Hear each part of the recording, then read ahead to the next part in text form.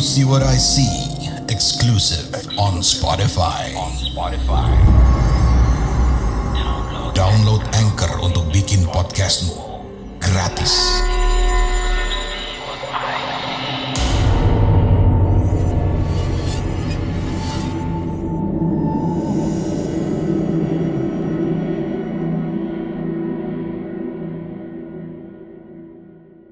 Yes, selamat datang di Do You See What I See? Episode spesial Surabaya. Kedatangan tamu-tamu dari podcaster Surabaya hari ini main di kamar hotel ya. Iya, kamar hotelnya. Halo Mas Andi, apa kabar? Halo, selamat malam. Baik, alhamdulillah Bobo. Ini emang nggak pakai persiapan, pokoknya langsung ya.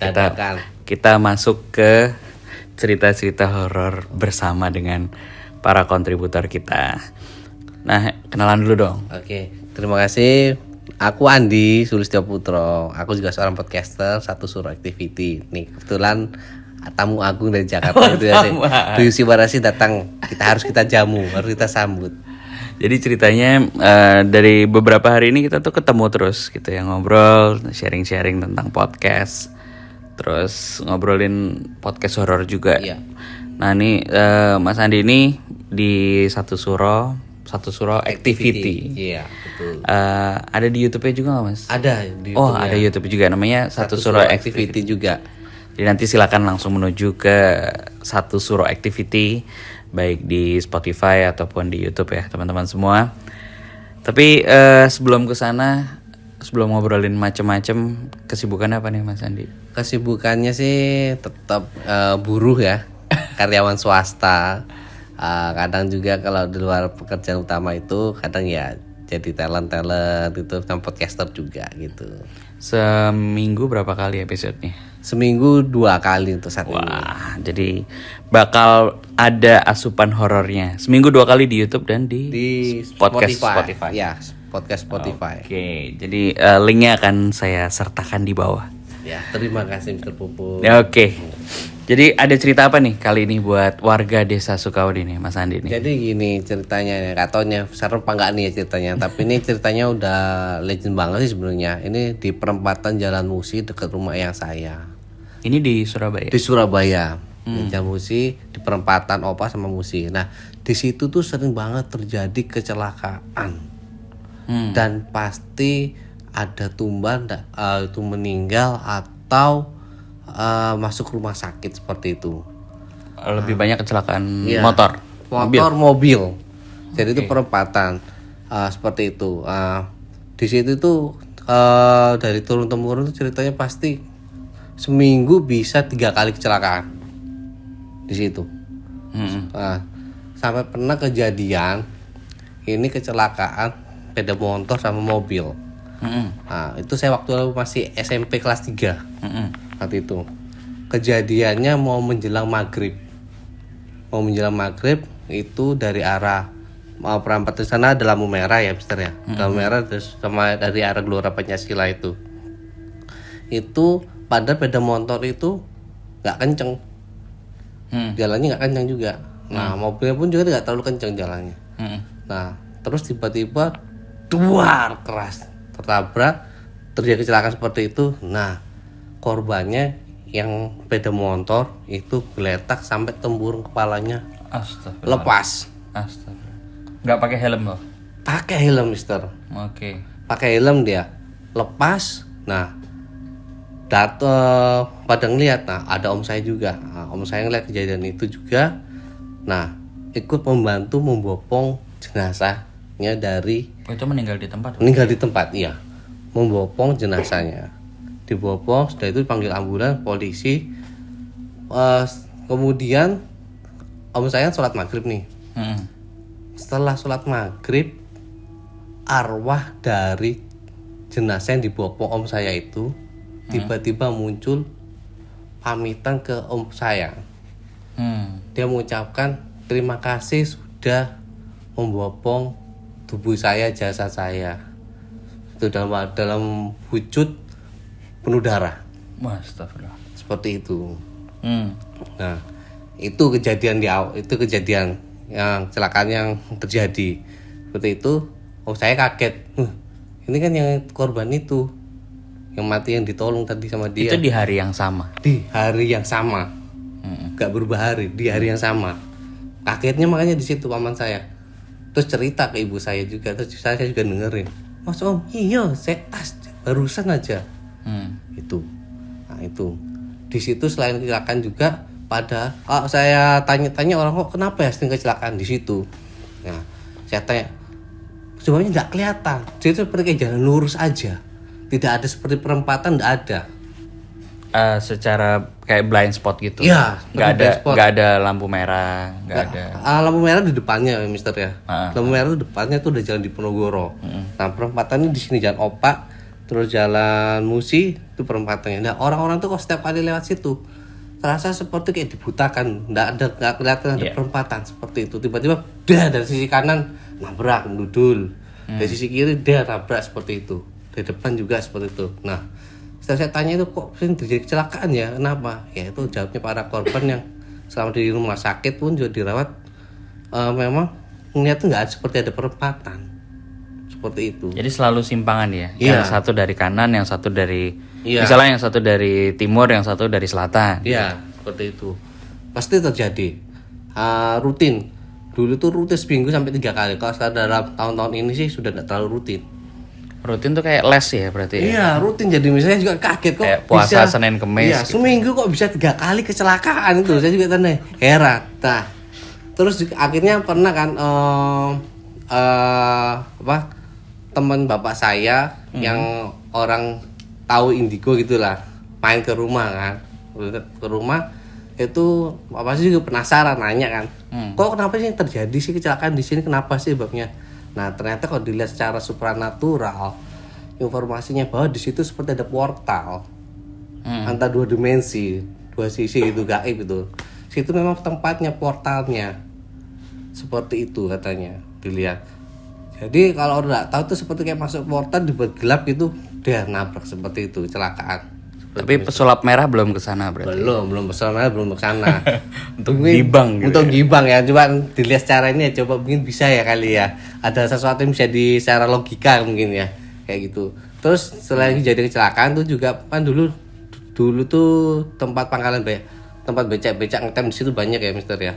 Oh di Perempatan itu. Oke. Nah, pernah suatu malam kejadian tukang becak itu ada penumpang cewek gawe. Pak, anterin saya ke rumah kos sebelah sana. Malam itu Mister, jam 11. Nah, oke, tukang becak kan gak ada pikiran apa-apa. Oh iya ada pelanggan kan, dianterin ya. Dari perempatan itu, di situ dianterin sampai di tempat yang diminta di kos-kosan. Kos-kosan itu jarak 3-4-5 rumah dari rumah ayah saya. Diantar sana. Dari itu si penumpang tadi yang cewek itu bilang, "Pak, tunggu sini ya, jangan kemana-mana." Oh iya. Bayar ngambil duit. Nah, ya ditungguin. Jangan sini, jangan kemana-mana, tunggu sini ya. Oh iya, ya Mbak, ditungguin sampai pagi, Mister. Nah, bukan biasanya penasaran kan, terus masuk ke kosannya itu, nanya, "Mas, yang cewek masuk ke sini, yang masuk ke sini perawannya seperti ini nih, ada nggak?" "Nggak ada, nggak ada yang masuk." "Loh, beneran ada?" "Nggak ada." "Wah, terus siapa ya?" Itu tanda tanya. Nah, memang tuh jadi kebaikan jadi ini juga merinding sendiri juga, tak. "Loh Mas, beneran loh, kemarin malam itu cewek penumpang itu dari perapatan situ minta dianterin ke sini." Tuh saya suruh nunggu, kok nggak keluar sampai pagi, saya tungguin. "Loh beneran nggak ada Pak." Itu kejadian tukang becak, kejadian seperti itu. Jadi perempatan itu memang apa ya, jadi kayak suatu tempat lah, base campnya itu. Tapi ada satu di dekat rumahku juga ada ya. Maksudnya tapi ini bukan perempatan. Tapi memang perempatan yang antara jalan utama sama jalan kereta. itu juga sering terjadi mitos ya kan kalau kita dengar apa namanya setan budak. Iya, setan budak. Setan budak ya. Nah, setan budak. Ini aku sendiri pernah ngalamin. Jadi suatu hari ini aku juga pernah cerita sih di Duyu sih. Jadi suatu malam itu dekat sama tempat usahaku. Aku punya toko kue di samping rel kereta itu. Oh, ada di situ. Jadi satu gang setelah rel kereta lah. Nggak langsung rel keretanya. Suatu malam pas aku pulang, itu pas mau melintasi rel kereta, palangnya nggak turun. Emang kadang-kadang palangnya rusak, kita tahu gitu. Tapi kadang-kadang bukan kadang-kadang, selalu bunyi sih. Kalau kereta kan bunyi tuh ting ting ting ting ting gitu. Jadi pas aku di atas rel kereta tuh mungkin jaraknya cuman nggak sampai 50 meter lah dari pantat mobilku tuh. Nggak sampai, mungkin udah super dekat banget dengan kecepatan yang segitu. Jadi aku langsung injek gas, loncat gitu. Langsung aku diem. Dan itu tempat kejadian kalau tahu ada tragedi Bintaro dulu. Iya. Dan yang terakhir sekitar 3 minggu yang lalu itu bahkan ada CCTV-nya. Ada lagi lampu merah nih. Portalnya turun. Iya. Ada bunyi ting ting ting ting. Ada petugasnya, semua orang berhenti. Tiba-tiba ada motor aja lewat, kayak nggak ada apa. Ngeng, dar. Bos. Kalau dilihat, itu ramai di Twitter kebetulan. Kalau kita lihat si CCTV-nya tuh, seolah-olah ya si pengendara ini nggak ada apa-apa. Jadi ya jalan aja normal, dar langsung pas banget papasan sama kereta gitu. Nah itu sama, jadi kayak misalnya sebuah mitos, ya aku nggak ngerti ya. Iya. Sebuah mitos tadi kan, wah ini lampu merah atau persimpangan yang seperti ini tuh angker gitu. Nah akhirnya dimanfaatkan oleh ya orang-orang tertentu. Bukan, kayak aku pikir ya jin menakuti. Karena emang kalau di tempat itu kadang-kadang malam ada pedagang-pedagang suka ada kesaksian kayak tadi tuh. Iya. Aku pernah ngobrol sama si tukang nasi goreng dekat rel kereta. Iya. Suatu hari dia pernah lihat kepala muter gitu. Tapi emang pertama itu kan, jadi meninggal beneran. Jadi ada orang ketabrak sampai copot gitu. Tapi habis itu ada banyak dimanfaatkan jin untuk menakuti orang-orang di situ. Seneng ya jin perempatan itu seneng ya Mister kelihatannya ya. Ya nggak tahu ya, nggak maksudnya kayak tadi kan mungkin ada kasus ada penampakan orang yang pakai kecelakaan. Nah itu kan kayak sebenarnya dimanfaatkan untuk membuat ketakutan. Tapi nggak tahu ya, ada ya antara percaya dan nggak percaya sih sebenarnya. Kan kayak misalnya lewatin jalan yang ini, kita tahu nih sebenarnya kalau dalam keadaan wajar ya nggak kenapa-kenapa. Tapi giliran di waktu tertentu ya kayak emang tersilap aja sih. Iya. Tuh juga ada tuh perempatan tuh kadang orang-orang tuh kadang kayak suka buang kayak kembang gitu ya, kadang suka ya. Itu makin gitu jadi-jadi kali. Itu juga di perempatan Musi itu juga kadang tuh tiap pagi atau sore tuh ada orang suka buang kembang di situ. Tujuannya apa, Mas? Nah, itu juga nggak tahu ya. Mungkin kata orang-orang sih Jawa dulu sih mungkin buang sia atau sajen kayak gitu kan. Dibuang di situ. Kayak gitu. Seperti itu. Ya dulu sih memang masih sering sih rutin jadi kecelakaan sih. Kalau sekarang udah nggak terlalu, tapi sejak nggak pernah terjadi rutinitas itu apa karena ada rambu-rambu tertentu atau kalau rambu-rambu sih udah nggak ada, karena sekarang udah jadi tempatnya agak rame, jadi banyak tempat makan food court, jadi orang baik parkir, jadi lebih berhati-hati. Alhamdulillah macet ya. Jadi agak macet jadinya. Macet membawa berkah. Kalau dulu kan memang itu perumahan semua ya, perumahan peninggalan kolonial Belanda kan ya. Mr. Popo. Perumahan kolonial Belanda di sana. Jadi kan belum ada bahwa untuk orang bikin usaha rumah makan, apa nggak ada dulu. Nah kalau sekarang ini tempat situ sepertinya jadi tempat orang buka usaha rumah makan, restoran, jadi otomatis antri-antri jadi agak lebih macet, jadi agak lebih padat. Jadi orang mau kecepatan ini jadi mikir juga mungkin. Lagi-lagi macet membawa berkah. Iya betul. Gitu. Wah ngeri juga ya. Tapi aku kemarin sempat keliling-keliling Surabaya, emang banyak site-site yang buat aku ya. Aku ke Surabaya ini termasuk jarang, terus ngeliat tempat-tempat lama yang ditinggalkan tuh banyak. Aku Banyak. lihat ya. Kayak rumah tua yang ditinggalkan kayaknya. Banyak betul. Ada Pasti di Surabaya banyak cerita. banyak banget. Oh ya, ini di sebelahnya rumah Eyang sih ya. Itu yang peninggalan kolonial Belanda. Dulu lama banget gak ditempatin. Singgup banget, jadi kayak angker baru rumah gelap gitu. Itu punya satu perusahaan tapi nggak pernah ditempati. Nah, om saya punya pembantu rumah tangga. Dia sama RT situ diizinkan tinggal di situ karena rumahnya kena gusuran. Dulu sebelumnya diizinkan tinggal di situ. Nah, rumah itu kan singgup ya. Swinggup, nggak ada tempatin sekali, nggak ada yang menempatnya sama sekali. Nah, dia tinggal seorang diri. Ya, bibi ya udah perempuan dan usianya udah tua gitu. Satu malam, tiap malam pasti dia ada kejadian-kejadian ganjil di rumah itu. Kejadian genap nggak ada. Gak ada, ganjil semua. Bilangan prima mungkin. Bilang prima ya. Itu. Jadi kalau dia itu pasti seperti kayak ada seliweran makhluk lewat putih, hitam kayak gitu. Nah, juga pernah ditampakkan sama genderuwo dia. Membantu rumah tangga saya itu, ART-nya paman saya tinggal di situ. Itu dikeliatin apa genderuwo. Dan juga pernah sih dulunya di depannya itu ada pos kamling, ada pos sapam tuh ya. Yang jaga pos sapam tuh kadang suka dilihat kuntilanak juga di situ, Mister. Itu. Dulu sebelum sekarang waktu saya masih SMP tuh. Kalau sekarang sudah aman karena jadi rumah makan sekarang. Wah. Iya, dibeli sama orang dijadikan rumah makan. Jadi mereka dipekerjakan untuk Iya.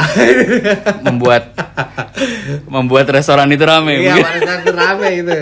Sekarang udah aman jadi rumah makan sekarang itu. Kalau dulu di situ sebagai tempatnya genderuwo, kuntilanak, sering dilihat orang yang jaga malam di situ sering ada Harusnya rumah Eyang yang di Jogja punya bekas rumah Eyangku tuh dijadiin restoran aja. bisa masuk tuh. Jadi Jadi laku, Jadi malah. laku, iya. Kayak gitu. Seperti itu. Tapi emang iya, aku selalu kalau di kota-kota tertentu ya, misalnya ke Semarang Iya. atau kemarin terakhir ke Bandung. Nah, Surabaya ini lebih banyak tempat-tempat yang banyak cagar budaya kali ya Mas ya. Masih banyak sebenarnya. Cagar budaya sih masih banyak di Surabaya sebenarnya. Cuma memang beberapa masih belum terurus lah dengan baik seperti itu. Kayak Batu Hidup itu ada legendanya sendiri. Jadi banyak mitosnya. Banyak mitosnya juga sebenarnya di Surabaya itu. Kalau di satu Suro Activity itu banyak mengupas cerita horor Surabaya nggak? Belum. Ke satu activity kita masih belum mengupas Surabaya. Nanti deh satu saat saya mau cari momen untuk mengupas mitos-mitos yang di Surabaya. Isinya apa tuh sekarang? Maksudnya cerita-cerita yang Kalau sifatnya seperti apa? Kalau saat ini satu soal activity sih ada beberapa kontributor ngirim cerita, saya bacakan secara narasi, storytelling seperti itu, dan juga ada segmen baru di Kini Aku Jadi Tahu. Jadi saya memberikan informasi atau cerita mengenai asal usul, contoh ke asal usulnya kuntilanak. Kenapa sih namanya kuntilanak? Dari sisi sejarah. Dari sisi sejarahnya. Terus kenapa sih hantu tuh selalu identik dengan penampakan wanita, cewek, kenapa? Nah, itu saya kulik